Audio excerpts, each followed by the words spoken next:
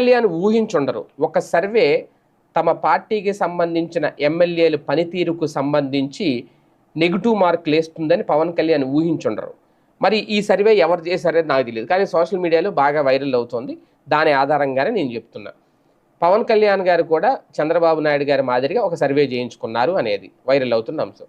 అయితే ఆ సర్వేలో ఏంటి, కొంతమంది ఎమ్మెల్యేల మీద రిమార్క్స్ ఎక్కువగా ఉన్నాయి.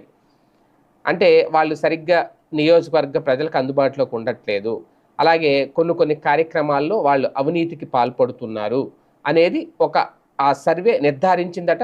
అది ఎవరు ఏంటని ఆ డీటెయిల్స్ అన్నీ కూడా ఒక నివేదిక రూపంలో తయారు చేసి పవన్ కళ్యాణ్ గారికి ఇచ్చిందట.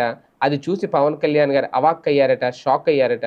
ఏంటి, ఎందుకంటే జనసేన అంటేనే నిజాయితీకి ప్రతిరూపం, నిజాయితీకి నిలువుటద్దం అంటారు. అందులోని ఎమ్మెల్యేలు కూడా అలాగే ఉండాలి అని పవన్ కళ్యాణ్ గారు కోరుకుంటారు.